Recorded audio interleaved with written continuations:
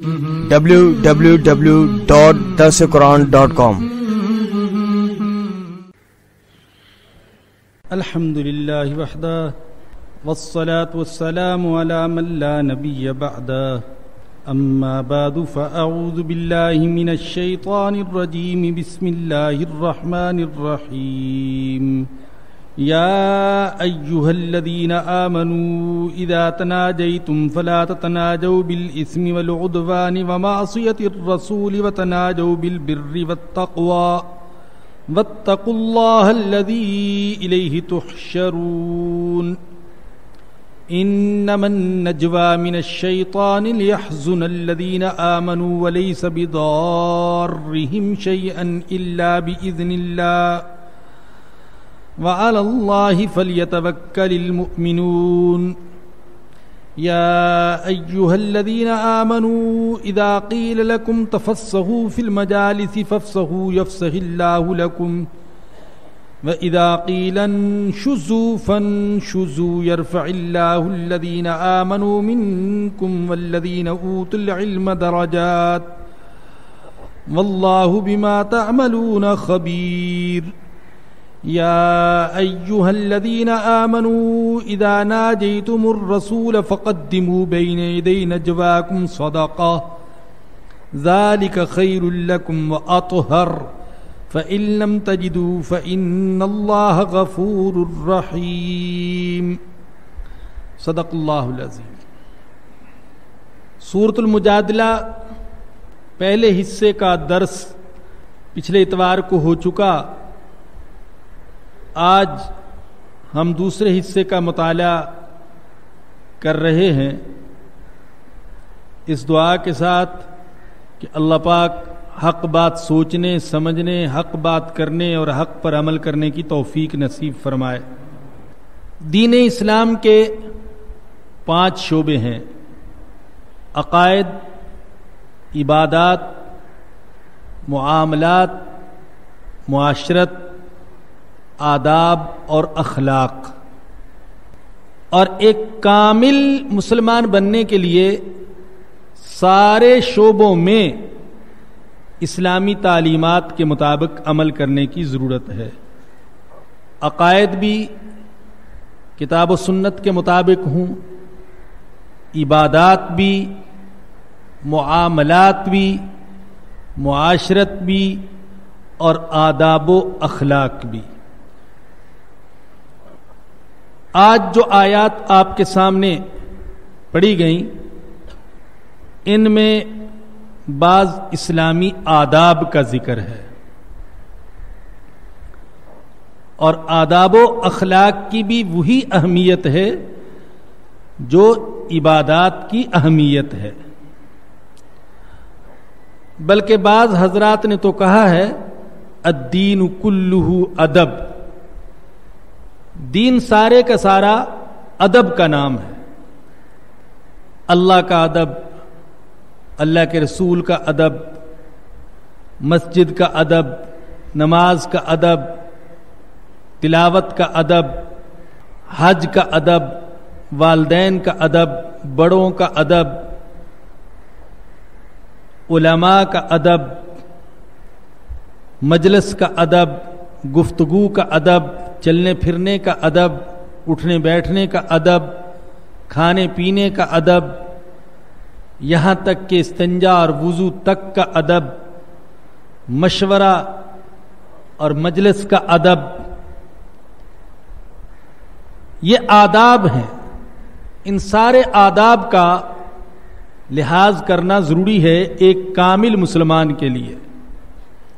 اور حضرت عبداللہ بن مبارک رحمۃ اللہ علیہ فرماتے ہیں کہ جو شخص آداب کی ادائیگی میں کوتاہی کرتا ہے وہ سنن سے محروم ہو جاتا ہے، اور جو سنن سے محروم ہو جاتا ہے وہ فرائض سے محروم ہو جاتا ہے، اور جو فرائض سے محروم ہو جاتا ہے وہ پھر اللہ کی معرفت سے محروم ہو جاتا ہے۔ ان آیات میں سے پہلی آیت کریمہ میں یوں کہنا چاہیے کہ مجلس کے بعض آداب کی طرف اشارہ ہے، فرمایا کہ اے ایمان والو، جب تم سرگوشیاں کرو فلا تتناجوا بالاسم والعدوان، تو پھر گناہ کی، زیادتی کی اور رسول کی نافرمانی کی سرگوشیاں مت کرو۔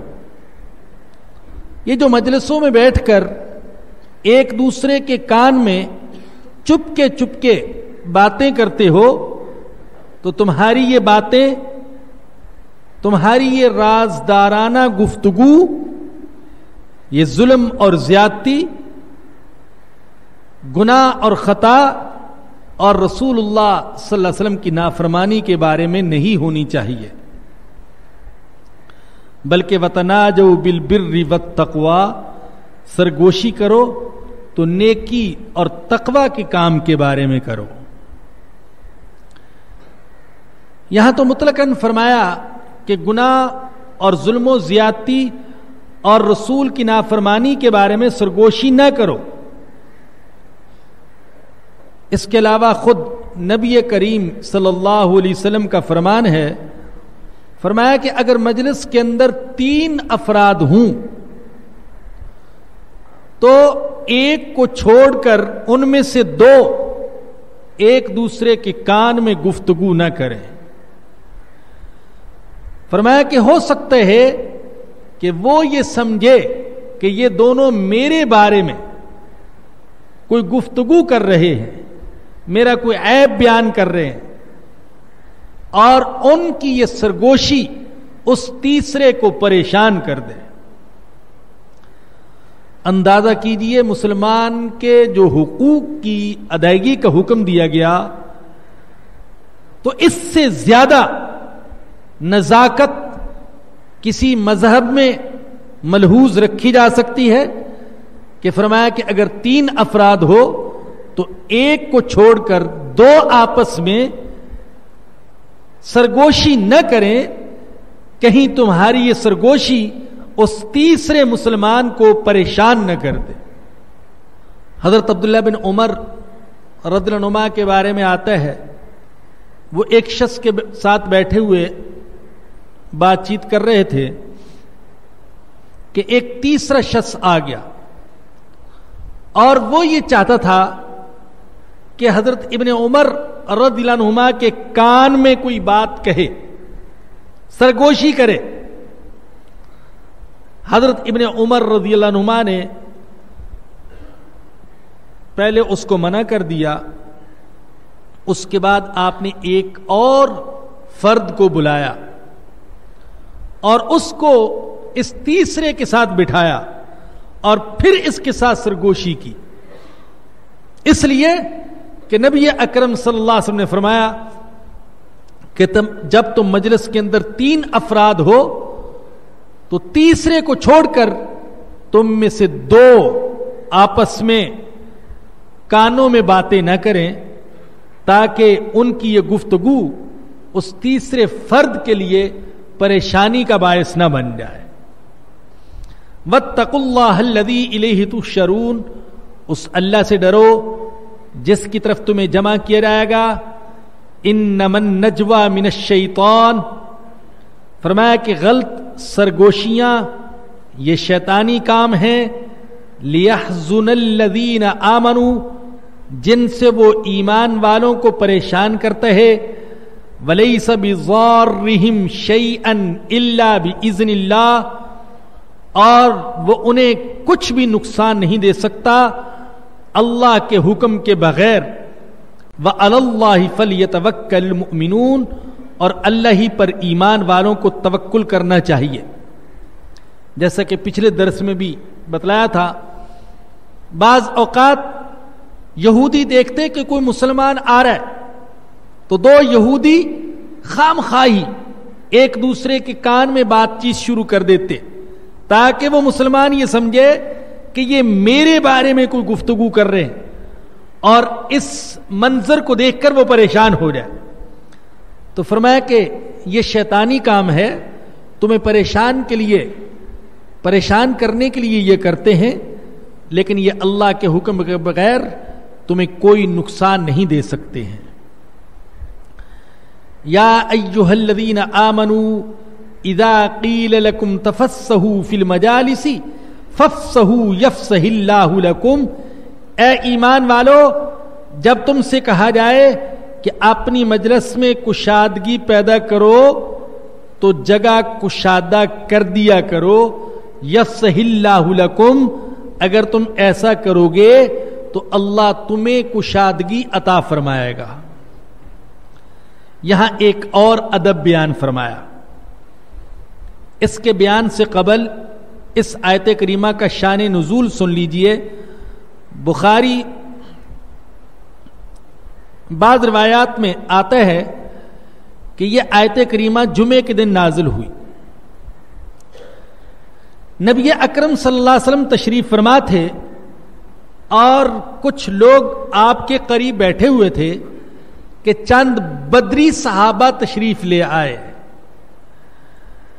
اور نبی اکرم صلی اللہ علیہ وسلم بدری صحابہ کی بہت عزت کیا کرتے تھے۔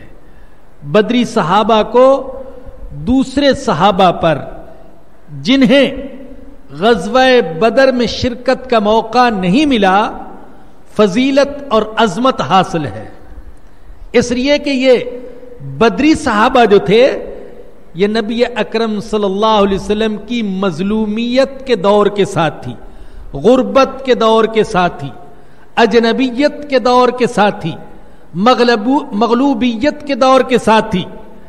بعد میں تو اللہ پاک نے مسلمانوں کو ایسی وسعت عطا فرمائی کہ بہت سے ایسے لوگ جو دل سے مسلمان نہیں تھے وہ بھی اپنے آپ کو مسلمان ظاہر کرتے تھے، لیکن غزوہ بدر سے پہلے اور پھر غزوہ بدر میں جو لوگ آپ کے ساتھ تھے یہ قربانی کے دور کے ساتھ ہی تھے، اس لیے نبی اکرم صلی اللہ علیہ وسلم ان کا بڑا خیال کیا کرتے تھے۔ تو وہ تشریف لے آئے اور مجلس میں بیٹھنے کی کوئی جگہ نہیں تھی، کافی دیر تو وہ ویسے ہی کھڑے رہے۔ پھر نبی اکرم صلی اللہ علیہ وسلم نے بعض حضرات کو مجلس سے اٹھا دیا، فرمایا کہ تم اٹھ کے پیچھے چلے جاؤ، تم پیچھے چلے جاؤ، اور فلاں تم پیچھے چلے جاؤ، اور بدری صحابہ کو اپنے قریب بیٹھنے کا آپ نے موقع فراہم کیا۔ اس بات کو ان لوگوں نے محسوس کیا جن کو مجلس سے اٹھایا گیا تھا۔ اس پر یہ آیت کریمہ نازل ہوئی، فرمایا گیا کہ اے ایمان والو جب تم سے کہا جائے کہ اپنی مجلس میں کشادگی پیدا کرو، کسی کو جگہ دے دو، تو کشادگی پیدا کر دیا کرو، جگہ دے دیا کرو۔ تم کسی کو جگہ دو گے اللہ تمہیں جگہ عطا فرمائے گا، تم یہاں دنیا میں جگہ دو گے اللہ تمہیں جنت میں جگہ عطا فرمائے گا۔ اب دیکھیے مجلس کے آداب میں سے یہ ہے کہ جو شخص مجلس میں پہلے آ کر بیٹھ گیا تو وہ اس جگہ کا زیادہ مستحق ہے۔ بالخصوص مسجد کے اندر، اللہ کے گھر کے اندر، اللہ کے دربار کا دستور یہ ہے کہ سوائے امام صاحب کے اور مسجد کے اندر کسی کے لیے کوئی جگہ متعین نہیں ہے۔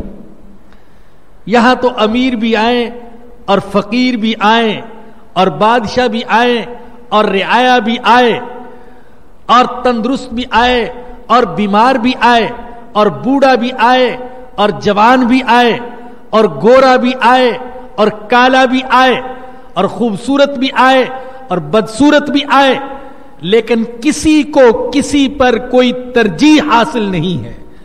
جو پہلے آ کر بیٹھ گیا اس جگہ کا وہ زیادہ حقدار ہے۔ وہ جو کسی نے کہا ہے یہ بزم میں ہے یا کوتا دستی میں ہے محرومی، جو بڑھ کر اٹھا لے ہاتھ میں مینا اسی کا ہے۔ جو پہلے آ کر کسی جگہ پر بیٹھ جائے، مسجد میں پہلی صف میں آ کر بیٹھ گیا تو اب اس جگہ کا سب سے زیادہ مستحق وہی ہے۔ قاعدہ یہی بیان کیا گیا اور بعد میں آنے والوں سے یہ بھی کہا گیا کہ وہ گردنیں پھلانگ کر آگے بڑھنے کی کوشش نہ کریں. جب آپ بعد میں آئے ہیں تو جہاں جگہ ملے وہیں بیٹھ جائیں. لوگوں کو تکلیف دیتے ہوئے, گردنیں پھلانگتے ہوئے اور دھکے دیتے ہوئے اور ادھر ادھر ہٹاتے ہوئے آپ آگے بڑھنے کی کوشش کرتے ہیں تو یہ غلط ہے. بالخصوص اگر اللہ پاک نے آپ کو توفیق دی ہے تو آپ نے حرمین شریفین میں دیکھا ہوگا, وہاں جمعہ کے دن یا بعض مخصوص راتوں میں جب رش زیادہ ہوتے تو بعض لوگ ایک دوسرے کو دھکے دے کر, گردنیں پھلانگتے ہوئے, بلکہ قدموں تلے کچلتے ہوئے آگے بڑھنے کی کوشش کرتے تاکہ اگلی صفوں میں جگہ پا سکیں. کس لیے؟ ثواب حاصل کرنے کے لیے, فضیلت حاصل کرنے کے لیے. حالانکہ ثواب اور فضیلت تو اللہ اور اس کے رسول کا حکم ماننے میں ہے. جب اس نے اللہ اور اس کے رسول کا حکم مانا نہیں, دوسروں کی گردنوں کو پھلانگ رہا ہے, دوسروں کو تکلیف دے رہا ہے, اپنے پیروں تلے کچل رہا ہے, دھکے دے رہا ہے, تو کیا ثواب اس کو ملے گا, چاہے یہ کعبے کے قریب ہی کیوں نہ چلا جائے. اس سے بہتر یہ تھا کہ جہاں جگہ ملی وہیں نماز پڑھ لیتا, دوسرے مسلمان کو تکلیف نہ دیتا, تو اللہ اس کو وہیں بیٹھے ہوئے پہلی صف کا ثواب عطا فرما دیتے. اللہ کے خزانوں میں کوئی کمی تو نہیں ہے, اور اللہ نیت کو جانتا ہے کہ اس بندے کی چاہت یہ ہے کہ موقع ہو تو میں اگلی صف میں جگہ پا لوں, لیکن صورت ایسی ہے کہ اگلی صف تک نہیں پہنچ سکتا. وہاں بعض اوقات ایسا بھی ہوتا ہے کہ اگلی صف میں جگہ پانے کے لیے کئی گھنٹے پہلے بیٹھنا پڑتا ہے. اب جو شخص پیشاب وغیرہ کا مریض ہے وہ اتنے گھنٹے وہاں کیسے بیٹھ سکے گا, تو مجبور ہے, معذور ہے. اور اللہ کے ہاں عذر قبول کیا جاتا ہے, اللہ کے ہاں آزار کو دیکھا جاتا ہے. تو عرض یہ کر رہا تھا کہ اللہ کے گھر کا تو دستور یہ ہے, دنیا کے جو گھر ہیں اور بادشاہوں کے گھر اور محلات, وہاں تو دستور یہ ہے کہ ہر ایک کے لیے کرسیاں متعین ہوتی ہیں. یہاں فلاں بیٹھے گا, یہاں فلاں بیٹھے گا اور یہاں فلاں بیٹھے گا, ان کے لیے جگہ متعین ہوتی ہے. لیکن اللہ کے گھر میں جگہ متعین نہیں ہوتی ہے, جو پہلے آئے بیٹھ جائے, اور اس کو وہاں سے اٹھایا نہیں جائے گا. لیکن اگر ضرورت پیش آئے اور کسی کو اٹھایا جائے تو اس کو اٹھنے میں اپنی سبکی اور ذلت بھی محسوس نہیں ہونی چاہیے. ضرورت ہے, جیسے حضور اقدس صلی اللہ علیہ وسلم کی چاہت یہ ہوتی تھی کہ جو بڑے صحابہ ہیں اور علم و فہم والے صحابہ ہیں وہ میرے قریب ہوں, تاکہ بات کو سمجھیں, سنیں, محفوظ کریں اور میری امت تک پہنچائیں. چنانچہ عام طور پر حضور اکرم صلی اللہ علیہ وسلم کی نشست اور مجلس کا انداز یہ ہوتا تھا کہ صدر نشین تو آپ ہوتے تھے, دائیں حضرت ابوبکر صدیق ہوتے تھے, بائیں حضرت عمر فاروق ہوتے تھے, سامنے حضرت عثمان اور حضرت علی رضی اللہ عنہما ہوتے تھے, اور اس کے بعد دوسرے صحابہ بیٹھے ہوتے تھے. اور نبی اکرم صلی اللہ علیہ وسلم فرمایا کرتے تھے کہ تم میں سے جو علم و فہم اور عقل والے ہیں وہ میرے قریب ہوں, ثم الذین یلونہم ثم الذین یلونہم. اور یہ کیوں تھا؟ وما ذاک الا لیعقلوا عنہ ما یقولہ. اور یہ صرف اس لیے تھا تاکہ جو کچھ آپ فرمائیں وہ اس بات کو سمجھ سکے. وہاں کسی کو عزت سرمایہ کی بنا پر نہیں, دولت کی بنا پر نہیں اور نسب کی بنا پر نہیں, بلکہ عزت جو دی جاتی تھی طلب کی بنا پر, چاہت کی بنا پر، علم و فہم اور عقل کی بنا پر عزت دی جاتی تھی. تو اس لیے فرمایا کہ اگر تم سے کہا جائے کہ مجلس میں کشادگی پیدا کر دو تو جگہ کشادہ کر دیا کرو. یفسح اللہ لکم، اللہ تمہیں کشادگی عطا فرما دے گا. بعض تفسیروں میں یہ بات لکھی ہے کہ اللہ کا یہ حکم صرف مجلس میں وسعت پیدا کرنے کے ساتھ مخصوص نہیں ہے بلکہ عام ہے. کسی بھی معاملے میں اگر مسلمان کے ساتھ اچھا سلوک کرے گا اور اس کے لیے وسعت اور کشادگی پیدا کرے گا تو اللہ پاک اس کے لیے وسعت اور کشادگی پیدا کر دے گا اور اللہ اس کے ساتھ اچھا سلوک کرے گا. جیسا کہ مسلم میں حضرت ابو ہریرہ رضی اللہ تعالیٰ عنہ کی روایت ہے، فرمایا رسول اللہ صلی اللہ علیہ وسلم نے ومن یسر علی مؤسر یسر اللہ علیہ فی الدنیا والآخرہ، جو کسی مسلمان کے لیے آسانی پیدا کرے گا اللہ اس کے لیے دنیا اور آخرت میں آسانی پیدا کر دے گا. اور فرمایا کہ واللہ فی عون العبد ما کان العبد فی عون اخی، جب تک بندہ اپنے کسی بھائی کے کام میں مشغول ہوتا ہے اللہ پاک اس کی مدد میں مشغول ہوتا ہے. تو اس لیے صرف مجلس ہی میں نہیں، زندگی کے سارے معاملات میں جب مسلمان کے ساتھ اچھا سلوک کرے گا تو اللہ پاک اس کے ساتھ اچھا سلوک کرے گا. اور فرمایا کہ وَإِذَا قِيلَ انشُزُوا فَانشُزُوا يَرْفَعِ اللَّهُ الَّذِينَ آمَنُوا مِنكُمْ، اور جب تم سے کہا جائے اٹھ جاؤ تو اٹھ جایا کرو. مجلس کے امیر کی بات کو مانا کرو، خاص طور پر جب کہ وہ امیر حضرت محمد الرسول اللہ صلی اللہ علیہ وسلم جیسا عظیم انسان ہو تو بغیر کسی تکلیف کو محسوس کیے ہوئے اور اپنی سبکی کو محسوس کیے ہوئے اٹھ جایا کرو اور بات کو مان لیا کرو. یرفع اللہ الذین آمنوا منکم والذین اوتوا العلم درجات، تم میں سے جو لوگ ایمان لائے اور جنہیں علم عطا کیا گیا اللہ ان کے درجات بلند فرمائے گا. کن کے درجات؟ جن کو علم عطا کیا گیا اور جو صاحب ایمان ہیں. ایمان اور علم دو صفات سے متصف ہیں تو فرمایا کہ اللہ ان کے درجات کو بلند کرے گا.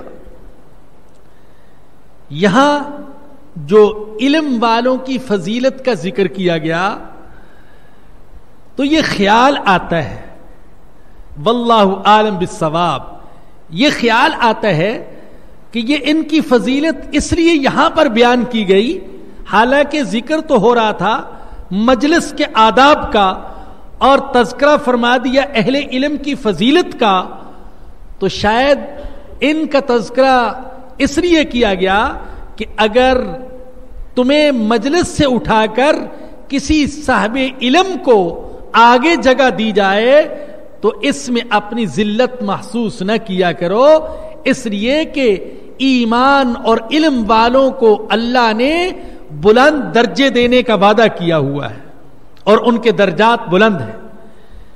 کتنے درجات بلند ہیں آپ اندازہ کیجئے. ابن ماجہ میں حضرت عثمان رضی اللہ تعالیٰ عنہ سے روایت ہے کہ رسول اقدس صلی اللہ علیہ وسلم نے فرمایا قیامت کے دن 3 قسم کے لوگوں کو شفاعت کرنے کا حق حاصل ہوگا. پہلے انبیاء، پھر علماء اور پھر شہداء. فرمایا کہ ان کو گناہگاروں کی سفارش کا حق حاصل ہوگا. اور ترمذی اور مشکات میں نبی اکرم صلی اللہ علیہ وسلم کی روایت ہے، آپ نے فرمایا کہ فقیہ واحد اشد علی الشیطان من 1000 عابد. ایک عالم وہ شیطان پر 1000 عبادت گزاروں سے زیادہ بھاری ہے. اہل علم کو جو علم پر عمل بھی کرنے والے ہوں ان کو حقارت کی نظر سے نہ دیکھا جائے. بہت سے لوگ ایسے ہیں کہ عبادت کرتے ہیں اور عبادت کے گمانڈ میں آ کر اہل علم کو حقارت کی نظر سے دیکھنا شروع کر دیتے ہیں. اور اللہ کے نبی نے فرمایا کہ وہ علم کی خدمت میں مصروف ہے اور تم عبادت میں مصروف ہو. تمہارے جیسے اگر 1000 ہوں تو وہ جو علمی کام میں لگا ہوا ہے تمہارے 1000 اس ایک کا مقابلہ نہیں کر سکتے. یہ فضیلت اس کو حاصل. اور مشکات باب العلم میں حضرت ابو امامہ باہلی رضی اللہ تعالیٰ عنہ سے روایت ہے کہ رسول اللہ صلی اللہ علیہ وسلم کے سامنے ایک عالم اور ایک عابد کا تذکرہ ہوا تو رسول اللہ صلی اللہ علیہ وسلم نے فرمایا فضل العالم علی العابد، عالم کو عبادت کرنے والے پر ویسے فضیلت حاصل ہے فرمایا کہ جیسے مجھے ایک ادنا امتی پر فضیلت حاصل ہے.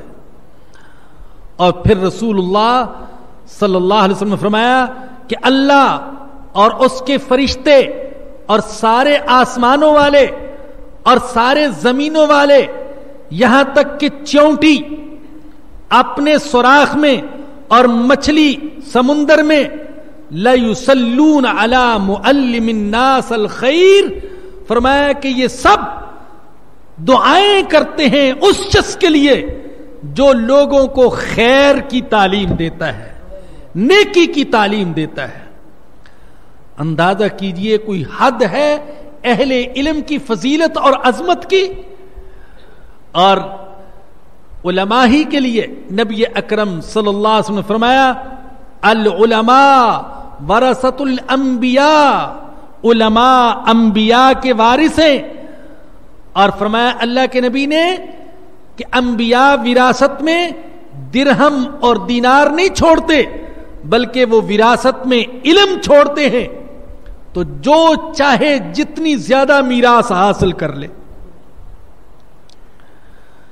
اس میں شک نہیں کہ بعض علماء سو بھی ہیں، پیٹ پرست، دنیا پرست، اقتدار پرست، کرسی پرست، لیکن ان کی وجہ سے سارے ہی علماء سے بدگمانی اور سارے ہی علماء کو برا بھلا کہنا یہ انسانیت اور شرافت نہیں ہے.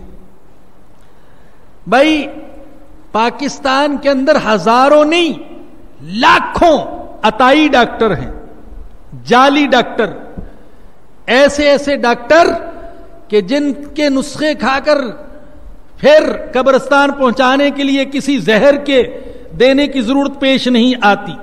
ایسے ایسے ڈاکٹر. لیکن کیا ان عطائیوں کی وجہ سے کوئی شخص یہ کہہ سکتا ہے کہ پاکستان کے سارے ہی ڈاکٹر ایسے ہیں چند لوگوں کی وجہ سے؟ بھائی اگر چند پروفیسر بدکار ہیں، پیسہ پرست ہیں، تو کیا ان کی وجہ سے سارے ہی پروفیسروں کو گالی دے سکتا ہے؟ یا چند سائنسدانوں کی وجہ سے سارے ہی سائنسدانوں کو برا بھلا کہہ سکتا ہے؟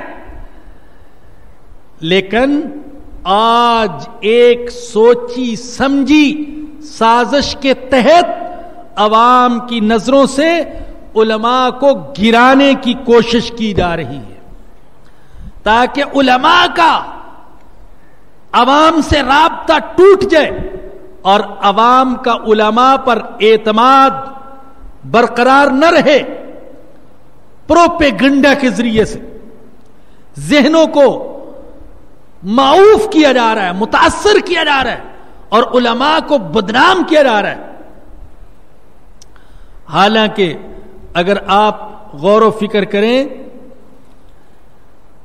تو اگر علماء حق نہ ہوتے تو آپ سوچئے کہ کیا ہوتا یہ جو آج مساجد آباد ہیں، مدارس آباد ہیں، گلی گلی، محلے محلے، اور بعض مدارس والے منت سماجت کر کے ہمارے بچوں کو کلمہ، نماز، قرآن سکھا رہے، اگر یہ نہ ہوتے تو نہ معلوم آج کتنے ہی لوگ ایسے ہیں جو ایمان سے محروم ہو چکے ہوتے، اور کتنے ہی بچے ایسے ہیں کہ ان کی زبانیں کلمے سے نہیں رکھتا ہوں، ہمیں بھی کسی نے اس لائن پر لگایا ہے تو لگے ہیں، اور اللہ پاک ہمیں بھی دوسروں کو اس لائن پر لگانے کا ذریعہ بنا رہا ہے۔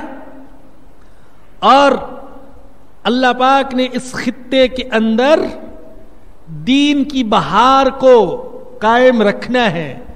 مٹانے والے بہت عرصے سے مٹانے کی کوشش کر رہے ہیں، لیکن اگر آپ حساب لگائیں تو ہر سال نئے نئے مدرسے کھل رہے ہیں اور نئی نئی مسجدیں بن رہی ہیں۔ تو بہرحال یہاں اللہ پاک نے اہل علم کی فضیلت بیان فرمایا کہ یرفع اللہ الذین آمنوا منکم والذین اوتوا العلم درجات، تم میں سے جو لوگ ایمان لائے اور جنہیں علم عطا کیا گیا ہے اللہ ان کے درجات بلند کرے گا۔ واللہ بما تعملون خبیر، اور اللہ خبر رکھتا ہے اس کی جو کچھ تم کرتے ہو۔ یا ایھا الذین آمنوا اذا ناجیتم الرسول، اے ایمان والو جب تم تنہائی میں رسول سے بات کرو، فقدموا بین یدی نجواکم صدقہ، تو اپنی سرگوشی سے پہلے اور تنہائی میں بات کرنے سے پہلے نبی کی خدمت میں صدقہ پیش کیا کرو۔ ذالک خیر لکم واطہر، یہ تمہارے لیے بہتر ہے اور زیادہ پاکیزگی کا ذریعہ ہے۔ فإن لم تجدوا، لیکن اگر صدقہ نہ ملے، فإن اللہ غفور رحیم، تو واجب بھی نہیں ہے، بے شک اللہ بڑا بخشنے والا انتہائی مہربان ہے۔ نبی اکرم صلی اللہ علیہ وسلم سے صحابہ اکرام کو شدید محبت تھی، اور ان میں سے ہر کسی کی یہ خواہش ہوتی تھی کہ مجھے حضور کے ساتھ تنہائی میں گفتگو کرنے کا موقع مل جائے، لیکن حضور اکرم صلی اللہ علیہ وسلم کی مصروفیات بہت زیادہ، اللہ اکبر، حد ہے مصروفیات کی۔ رات کی عبادت کو دیکھیں تو صحابہ کہتے ہیں اور ازواج مطہرات کہتی ہیں کہ پتہ ہی نہیں چلتا تھا کہ کب سو رہے ہیں اور کب جاگ رہے ہیں۔ راتوں کی عبادت ہو رہی، طویل قیام، طویل رکوع، طویل سجدے، تہجد قضا نہیں ہوتی، نفلی روزے رکھے جا رہے ہیں، 9 بیویوں کے حقوق بھی ادا کیے جا رہے ہیں، آنے والے وفود سے ملاقاتیں بھی ہو رہی ہیں، بیواؤں کے حقوق کی خبرگیری بھی ہو رہی ہے، اور یتیموں کے سر پر شفقت کا ہاتھ بھی رکھا جا رہا ہے، اور لڑائی جھگڑے والوں کے درمیان فیصلے بھی کیے جا رہے ہیں، اور آنے والوں کو تعلیم بھی دی جا رہی ہے، اور لشکروں کی ترتیب بھی بن رہی ہے اور تیاری ہو رہی ہے، بلکہ خود اکثر لشکروں میں خود شرکت کے لیے تشریف بھی لے جاتے ہیں۔ مصروفیات اتنی، محبوب ایک، چاہنے والے بے شمار، ہر ایک کا دل چاہتا ہے مجھے تنہائی میں گفتگو کا موقع مل جائے، اور حضور بڑے مروت والے، اپنے آپ کو تکلیف میں بھی ڈال کر دوسروں کو وقت دیتے تھے، لیکن اللہ تو جانتا تھا میرے نبی کو کتنی تکلیف ہوتی ہے۔ اللہ نے دستور بنا دیا کہ دیکھو تنہائی میں بات کرنے سے پہلے میرے نبی کی خدمت میں صدقہ پیش کیا کرو۔ یہاں معاذ اللہ کسی کے ذہن میں یہ بات نہ آئے کہ یہ صدقہ ملاقات کی کوئی فیس تھا، معاذ اللہ نہیں، یہ صدقات جو آتے تھے یہ نبی کی ذات پر خرچ نہیں ہوتے تھے، مسلمانوں کے اجتماعی مفاد میں خرچ ہوتے تھے۔ حضور تو جو مال غنیمت آتا تھا جس میں 5واں حصہ آپ کا تھا، آپ وہ بھی نہیں رکھتے تھے، اور یہ پسند نہیں تھا کہ مجھے اس حال میں موت آ جائے کہ میرے گھر میں سونے چاندی کا ایک ٹکڑا بھی ہو۔ تو اس لیے معاذ اللہ کسی کے ذہن میں یہ بات نہ آئے، شیطان وسوسہ نہ ڈالے کہ یہ ملاقات کی کوئی فیس تھی، نہیں، اللہ پاک نے ملاقاتوں کو محدود کرنے کے لیے یہ فیصلہ فرمایا، اور یہ صدقات مسلمانوں کے اجتماعی کاموں میں خرچ ہوتے تھے۔ اب یہ تھا کہ جو دے سکتا وہ دیتا اور ملاقات کر لیتا۔ خود حضرت علی رضی اللہ تعالیٰ عنہ جو داماد ہیں، انہوں نے بھی یہ کیا کہ حضور اکرم صلی اللہ علیہ وسلم کی خدمت میں صدقہ پیش کیا اور پھر تنہائی میں بات چیت کی۔ لیکن اب ملاقاتیں محدود ہو گئی۔ بعض جو کمزور ایمان والے تھے وہ تو بخل کی وجہ سے رک گئے، پہلے تو ایسے ہی نمبر بنانے کے لیے بھی ہر وقت باتیں کرتے رہتے تھے، اب جب پتہ چلا کہ کچھ صدقہ دینا پڑے گا تو اب وہ ملاقات کا وقت مانگتے ہی نہیں۔ اور بعض غریب تھے، اللہ نے اگرچہ فرما دیا تھا کہ اگر تمہیں نہ ملے صدقہ تو اللہ بخشنے والا ہے، انتہائی مہربان ہے، ویسی ملاقات کر سکتے ہو، لیکن جو قدرت رکھتے ہیں وہ دیں۔ لیکن اس کے باوجود جب لوگوں کی سمجھ میں بات آ گئی کہ اصل مقصد کیا تھا، ملاقاتوں کو محدود کرنا مقصود تھا، جب لوگوں کے ذہن میں یہ بات بیٹھ گئی تو اللہ پاک نے اس حکم کو، اس شرط کو ختم فرما دیا۔ فرمایا کہ اَأَشْفَقْتُمْ أَن تُقَدِّمُوا بَيْنَ يَدَيْ نَجْوَاكُمْ صَدَقَاتٍ، کیا تم ڈر گئے اس بات سے کہ تمہیں تنہائی میں بات کرنے سے پہلے صدقات دینے ہوں گے؟ فَإِذْ لَمْ تَفْعَلُوا، اگر تم ایسا نہ کر سکو، وَتَابَ اللَّهُ عَلَيْكُمْ، اور اللہ نے تمہیں اس سے معاف کر دیا، فَأَقِيمُوا الصَّلَاةَ وَآتُوا الزَّكَاةَ، تو بس نماز قائم کرو اور زکوٰۃ دو اور اللہ اور اس کے رسول کی اطاعت کرو، وَاللَّهُ خَبِيرٌ بِمَا تَعْمَلُونَ، اور اللہ خبر رکھتا ہے اس کی جو کچھ تم کرتے ہو۔ أَلَمْ تَرَ إِلَى الَّذِينَ تَوَلَّوْا قَوْمًا غَضِبَ اللَّهُ عَلَيْهِمْ، کیا آپ نے دیکھا ان لوگوں کو جو ایک ایسے گروہ سے دوستی لگاتے ہیں جن پر اللہ کا غضب ہوا؟ منافق تھے جو یہودیوں سے دوستی لگاتے تھے اور ان کو مسلمانوں کے راز بتلاتے تھے۔ انسانی سطح پر کافروں سے تعلقات رکھے جا سکتے ہیں، ان کے ساتھ کاروبار بھی کیے جا سکتے ہیں، تجارت بھی ہو سکتی ہے، لین دین بھی ہو سکتا ہے، اور محض ایک اخلاق کے طور پر دوستی بھی ہو سکتی ہے، لیکن ایسی دوستی کہ کافروں کو مسلمانوں کے راز بتلائے جائے اور ان کی دوستی کو اللہ اور اس کے رسول کی دوستی پر ترجیح دی جائے، یہ دوستی حرام ہے۔ اور منافق یہودیوں کے ساتھ ایسی ہی دوستی لگاتے تھے۔ تو ان منافقوں کے بارے میں فرمایا ما ہم منکم ولا منہم، نہ تو یہ منافق تم میں سے ہیں نہ ان میں سے ہیں۔ وَيَحْلِفُونَ عَلَى الْكَذِبِ وَهُمْ يَعْلَمُونَ، اور یہ جھوٹ پر قسمیں اٹھاتے ہیں حالانکہ یہ جانتے ہیں کہ ہم جھوٹے ہیں۔ اعد اللہ لہم عذابا شدیدا، اللہ نے ان کے لیے سخت عذاب تیار کیا ہے۔ انہم ساء ما کانوا یعملون، بے شک برا ہے جو کچھ وہ کرتے ہیں۔ اتخذوا ایمانہم جنتا فصدوا عن سبیل اللہ فلہم عذاب مہین، انہوں نے اپنی قسموں کو ڈھال بنا رکھے اور اس کے ذریعے سے اللہ کے راستے سے لوگوں کو روکتے ہیں، تو ان کے لیے ذلیل کرنے والا عذاب ہے۔ لن تغنی عنہم اموالہم، نہ تو ان کے اموال ان کو کچھ فائدہ دیں گے، ولا اولادہم، نہ ان کی اولاد، من اللہ شیئا، اللہ کے عذاب سے بچانے کے لیے۔ اولئک اصحاب النار، یہی ہیں دوزخ والے، ہم فیہا خالدون، یہ اس میں ہمیشہ رہیں گے۔ یوم یبعثہم اللہ جمیعا، جس دن اللہ ان سب کو اٹھائے گا، فَيَحْلِفُونَ لَهُ كَمَا يَحْلِفُونَ لَكُمْ، تو اللہ کے سامنے بھی ایسی قسمیں کھائیں گے جیسے تمہارے سامنے قسمیں کھاتے ہیں.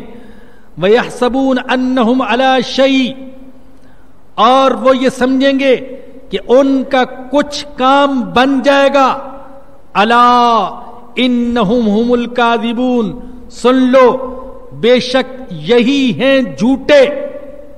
جیسے انسانوں کے سامنے قسمیں کھاتے ہیں، قیامت کے دن اللہ کے سامنے بھی قسمیں کھائیں گے اور سمجھیں گے کہ شاید قسمیں کھانے سے ہمارا کچھ کام بن جائے اور ہم دوزخ میں جانے سے بچ جائیں. یہاں تک کہ جو دنیا میں شرک کرتے تھے، اللہ کہتا ہے قسم اٹھا کر کہیں گے واللہ ربنا ما کننا مشرکین، اللہ کی قسم جو ہمارا رب ہے ہم مشرک نہیں تھے. اللہ کہتا ہے انظر کیف کذبوا علی انفسہم، دیکھیے تو صحیح آپ نے اوپر کیسا جھوٹ بولا. وضل عنہم ما کانوا یفترون، اور جو وہ گھڑا کرتے تھے اور جن کو وہ معبود بنایا کرتے تھے وہ سب کچھ غائب ہو گیا.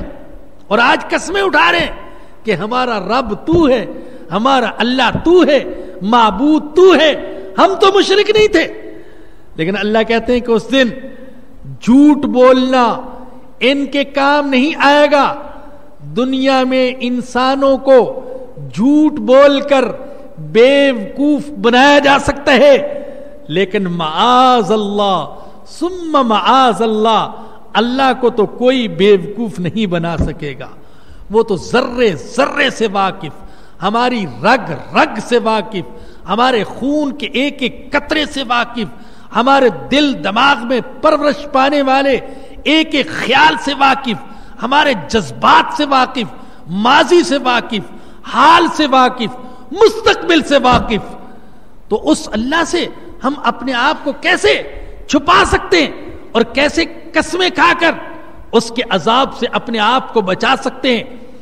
فرمایا کہ استحوذ علیہم الشیطان، ان پر شیطان مسلط ہو گیا. فانساہم ذکر اللہ، شیطان نے ان کو اللہ کی یاد سے غافل کر دیا. اولئک حزب الشیطان، یہی ہے شیطان کی جماعت. الا ان حزب الشیطان هم الخاسرون، سن لو بے شک شیطان کی جماعت یہی ہے خسارے میں رہنے والے. ان الذین یحادون اللہ ورسولہ، بے شک وہ لوگ جو اللہ اور اس کے رسول کی مخالفت کرتے ہیں. اولئک فی الاذلین، وہ ذلیل ترین مخلوق میں سے ہیں. کتب اللہ، اللہ نے لکھ دیا ہے کیا؟ لأغلبن انا ورسلی، کہ میں اور میرے رسول غالب آ کر رہیں گے. یہ لکھ دیا اللہ نے. اللہ نے لکھ دیا میں اور میرے رسول غالب آ کر رہیں گے. یہ اللہ کا سچا وعدہ ہے جو کل پورا ہو کر رہا اور آئندہ بھی انشاءاللہ پورا ہو کر رہے گا. اگرچہ آج کے حالات بظاہر مخالف ہیں، ہر طرف سے مسلمان کی پکڑ دھکڑ ہے، قتل و غارت گری ہے اور ظلم و ستم کا نشانہ ہے، اور ایسے ظلم اس پر کیے جا رہے کہ حیوانوں پر کوئی نہیں کرتا. بجلی کے کرنٹ نازک اعضاء پر لگائے جا رہے اور بلیڈوں سے جسم کو چیرا جا رہا اور کتوں کی طرح بھونکنے پر مجبور کیا جا رہا اور مسلمان پر کتے چھوڑے جا رہے اور اس کی نظروں کے سامنے اس کی بہنوں بیٹیوں کی عزت لوٹی جا رہی اور قید و بند میں اس کو ڈالا جا رہا اور تڑپایا جا رہا اور کافر اور مشرک اور صلیب کے پجاری اسے زنجیروں میں باندھ کر ٹھڈے مار رہے اور اس کے کلمے والے سینے پر چڑھ رہے اور اس کے چہرے کو داغدار کر رہے اور اس کو آگ لگا کر اس کے جسم کو داغدار کیا جا رہا. ذلت ہی ذلت، ظلم ہی ظلم، مغلوبیت ہی مغلوبیت اور بے بسی ہی بے بسی. کوئی پوچھنے والا نہیں. ایک کتے پر ظلم ہوتے ہیں تو آواز اٹھ جاتی ہے، اخبارات بھر پڑتے، لیکن ایک مسلمان پر ظلم ہو رہا ہے اور خود مسلمان بھی آواز اٹھانے والا نہیں. آج کے حالات بے شک مخالف ہیں، لیکن اللہ نے جو وعدہ کیا وہ وعدہ پورا ہو کر رہے گا. اللہ نے کہا کتب اللہ لأغلبن انا ورسلی، اللہ نے لکھ دیا کہ میں غالب آؤں گا اور میرے رسول غالب آئیں گے. یہ حالات عارضی ہیں، سچائی ظاہر ہو کر رہے گی، ایمان کا نور پھیلے گا، قرآن کی تعلیمات دنیا میں عام ہوں گی، رسول اللہ صلی اللہ علیہ وسلم کی غلامی سب کو اختیار کرنی پڑے گی. نجات اسی میں ہے.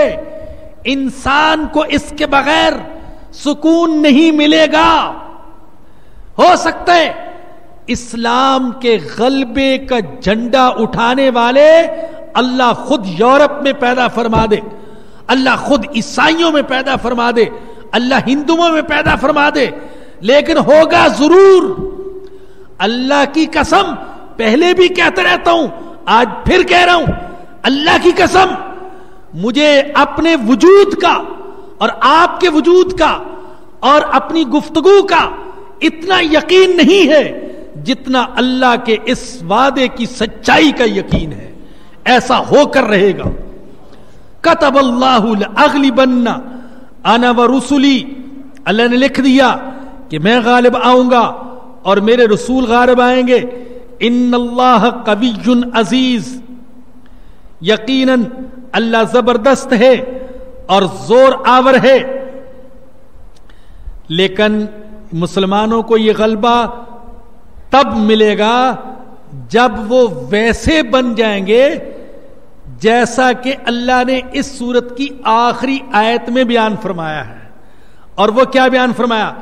فرمایا کہ لا تجد قوما یؤمنون باللہ والیوم الآخر، تم کبھی نہیں دیکھو گے کہ جو اللہ پر اور آخرت کے دن پر ایمان رکھتے ہیں، یوادون من حاد اللہ ورسولہ، وہ ان لوگوں سے محبت کرتے ہیں جو اللہ اور اس کے رسول کے مخالف ہیں. ولو کانوا آباءہم، اگرچہ ان کے آبا ہوں، او ابناءہم، یا ان کے بیٹے ہوں، او اخوانہم، یا ان کے بھائی ہوں، او عشیرتہم، یا ان کے خاندان والے ہوں. مسلمان کی شان یہ تھی کہ اس کے نزدیک نہ نسب کا اعتبار تھا، نہ وطن کا، نہ رنگ کا، نہ زبان کا، نہ خون کے رشتے کا. اس کے نزدیک سب سے زیادہ طاقتور رشتہ وہ ایمان کا رشتہ تھا، خواہ کسی بھی قوم کا ہو. لیکن اگر وہ ایمان والا تھا، لا الہ الا اللہ محمد الرسول اللہ پڑھنے والا تھا، تو مسلمان اس کو اپنا سمجھتا تھا.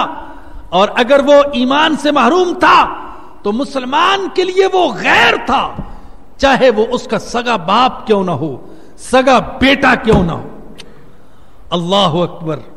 کوئی حد ہے؟ غزوہ بدر کے موقع پر جب مشرکوں کے لشکر سے ان کا سردار عتبہ نکلا اور انہوں نے عربوں کے دستور کے مطابق دعوت مبارزت دی کہ ہے کوئی میرا مقابلہ کرنے والا.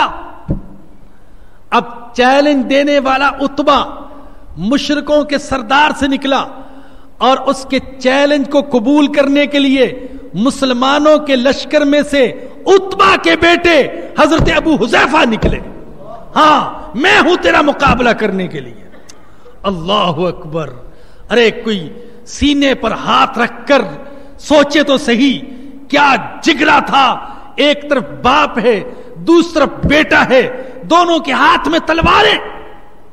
ارے آج باپ اور بیٹے کو نہیں دیکھا جائے گا, کافر اور مومن کو دیکھا جائے گا.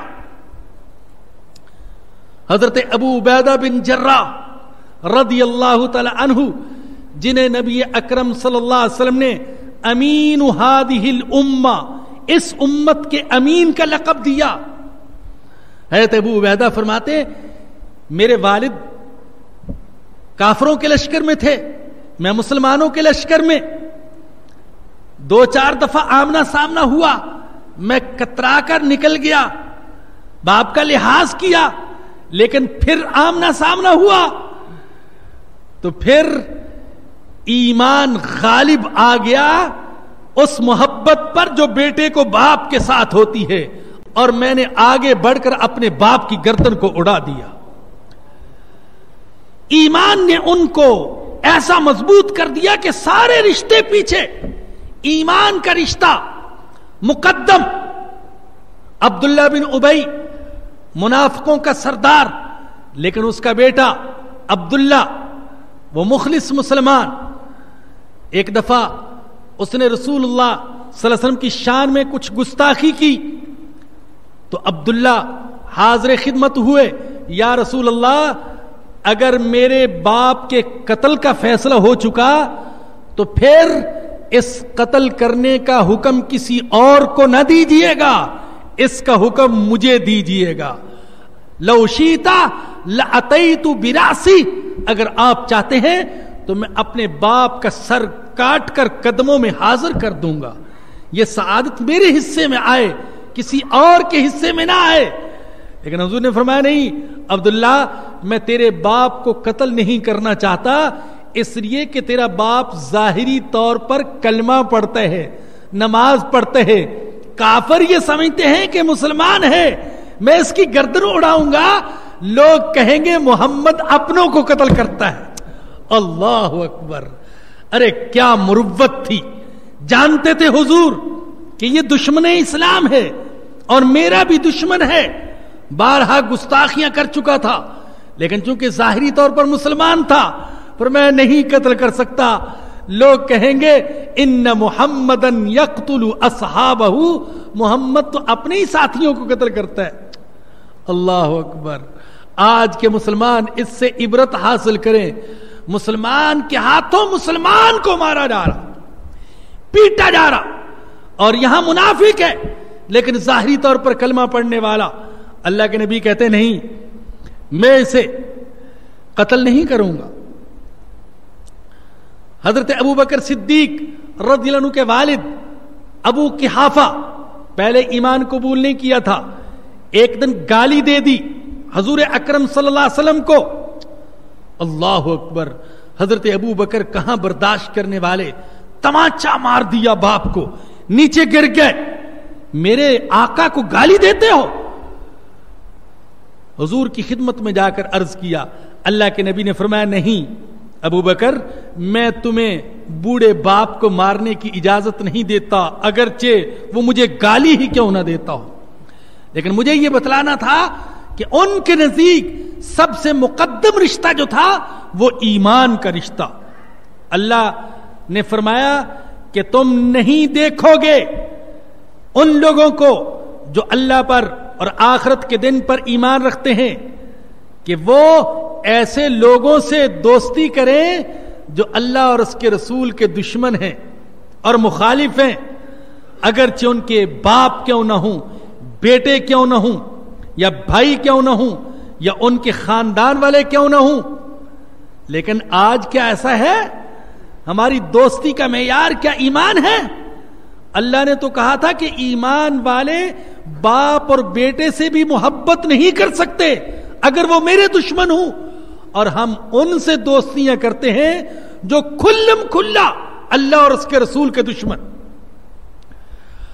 اور فرمایا کہ جن لوگوں کے اندر یہ صفت پائی جائے گی, کون سی صفت؟ کہ وہ ان سے محبت نہیں کریں گے جو اللہ اور اس کے رسول کے مخالف ہیں. جن کے اندر یہ صفت پائی جائے گی فرمایا کہ ان کو میں 4 انعام عطا کروں گا. پہلا ایمان، اولئک کتب فی قلوبہم الایمان، یہ وہ لوگ ہیں کہ اللہ نے ان کے دلوں میں ایمان لکھ دیا ہے، ایمان لکھ دیا، راسخ کر دیا، اب ان کے دلوں سے ایمان کو کوئی مٹا نہیں سکتا۔ دوسرا انعام، وَأَيَّدَهُمْ بِرُوحٍ مِّنْهُ، اور اپنی طرف سے ایک روح عطا کر کے انہیں قوت بخشی ہے، اللہ نے ان کو روحانی قوت دی، جس روحانی قوت کی وجہ سے ان کو ایک نیا عزم حاصل ہو گیا۔ اور تیسرا انعام، وَيُدْخِلُهُمْ جَنَّاتٍ تَجْرِي مِن تَحْتِهَا الْأَنْهَارُ، اللہ ان کو داخل کرے گا ایسی جنتوں میں جن کے ساتھ ساتھ نہریں جاری، خالدین فیہا، ان میں ہمیشہ رہیں گے۔ اور چوتھا انعام اور سب سے بڑا انعام اور آخری انعام، اور اس انعام سے بڑا کوئی انعام نہیں، رضی اللہ عنہم ورضوا عنہ، اللہ ان سے راضی ہو گیا، وہ اللہ سے راضی ہو گئے۔ اللہ اکبر۔ ایک تو یہ ہے کہ اللہ کہے میں راضی ہو گیا، اور دوسرا یہ کہ اللہ کہتا ہے وہ بھی مجھ سے راضی ہو گئے، اتنا عطا کروں گا کہ وہ بھی مجھ سے خوش ہو جائیں گے۔ اولئک حزب اللہ، وہ تھے حزب الشیطان اور یہ ہے حزب اللہ، یہ ہے اللہ کی جماعت۔ الا ان حزب اللہ هم المفلحون، سن لو بے شک اللہ کی جماعت ہی کامیاب ہوگی۔ اللہ پاک ہمیں اللہ کی جماعت میں شامل ہونے کی توفیق نصیب فرمائے۔ وآخر دعوانا الحمدللہ رب العالمین۔ یہ ایک ہماری بہن فرماتی ہیں اور محض دوسروں کی عبرت کے لیے بتا رہا ہوں، فرماتی ہیں کہ ایمان بہت بڑی نعمت ہے، دلوں میں ایمان کی محبت سچی طلب آپ بانٹتے ہیں، اور مجھ کو بھی یہ دولت اور محبت ملی، میں تلاش کرتی ہوئی مسجد عین بلاک میں پہنچی اور اللہ تعالیٰ کا دل سے شکر گزار ہوں، درس سننے کو ملا، سورہ فجر کی تلاوت سنی، وہ پہلا میرا درس تھا، آپ کا انداز سمجھانے کا دل میں اترا جاتا ہے اور میں باقاعدہ درس میں شامل ہوتی ہوں۔ آگے اور بھی فرماتی ہیں کہ میں سنتی ہوں تو میرے آنسو رکتے نہیں ہیں، اور دعا کریں کہ اللہ پاک سن کر عمل کرنے کی توفیق عطا فرمائے۔ جیسے اللہ پاک نے اس بہن کی زندگی کو بدلا، اللہ تعالیٰ سے دعا ہے کہ اللہ پاک ہم سب کی زندگی کو بدلے۔ الحمدللہ، اللہ پاک کا لاکھ لاکھ شکر ہے۔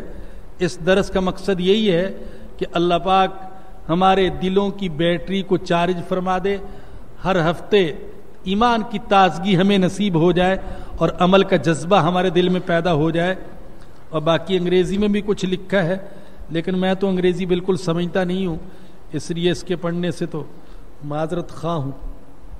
اور جیسا کہ عرض کیا تھا، 29واں پارہ جو ہے وہ ڈبے کی شکل میں الحمدللہ آ گیا ہے، جو ساتھی حاصل کرنا چاہتے ہوں باہر لے سکتے ہیں۔ الحمدللہ رب العالمین، والصلاة والسلام علی سید الانبیاء والمرسلین۔ ربنا ظلمنا انفسنا وان لم تغفر لنا وترحمنا لنكونن من الخاسرین۔ یا ارحم الراحمین، یا غفور، یا غفار، یا ستار، یا کریم، یا رحیم، اپنے فضل و کرم سے ہمارے گناہوں کو معاف فرما۔ اے اللہ، جیسے تو نے ہماری اس بہن کو توبہ کرنے کی اور ایمان کو تازہ کرنے کی اور آنکھوں کو جاری کرنے کی توفیق عطا فرمائی، یا اللہ تو ہمیں بھی توبہ کی توفیق نصیب فرما۔ یا اللہ ہماری آنکھوں کو بھی جاری فرما دے، یا اللہ ہمارے دلوں کو نرم فرما دے۔ اے اللہ ایمان نصیب فرما، ایمان کی حقیقت نصیب فرما، ایمان کی حلاوت نصیب فرما۔ اے اللہ مسلمانوں کا غلبہ ہمیں اپنی آنکھوں سے دیکھنا نصیب فرما۔ یا اللہ تو اپنے فضل و کرم سے مسلمانوں کا غلبہ ہمیں اپنی آنکھوں سے دیکھنے کی توفیق نصیب فرما۔ یا اللہ قرآن کو ہمارے دل کی روح بنا دے، ہماری آنکھوں کا نور بنا دے۔ یا اللہ ہمارے دلوں کی بہار بنا دے۔ یا اللہ قرآن کو ہماری غذا بنا دے، روحانی غذا بنا دے۔ اے اللہ قرآن کریم کے سارے حقوق ادا کرنے کی توفیق نصیب فرما دے۔ اے اللہ ہمارے مرحومین کی مغفرت فرما، ان کے گناہوں کو معاف فرما اور نیکیوں کو قبول فرما۔ اے اللہ جسمانی اور روحانی ساری بیماریوں سے ہم کو شفا نصیب فرما۔ یا اللہ دنیا بھر سے جو مسلمان بھائی اور جو مسلمان بہنیں دعاؤں کی درخواست کرتے ہیں، یا اللہ ان سب کی دعاؤں کو قبول فرما، نیک تمناؤں اور جائز ضروریات کو پورا فرما۔ اے اللہ ہمارا خاتمہ ایمان پر فرمانا اور قیامت کے دن حضور اکرم صلی اللہ علیہ وسلم کی شفاعت نصیب فرمانا۔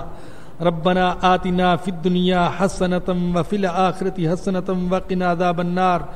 ربنا تقبل منا انک انت السمیع العلیم وتب علینا انک انت التواب الرحیم۔ صلی اللہ تعالی علی رسولہ وخیر خلقہ سیدنا و مولانا محمد وآلہ وصحبہ واہل بیتہ اجمعین، آمین برحمتک یا ارحم الراحمین۔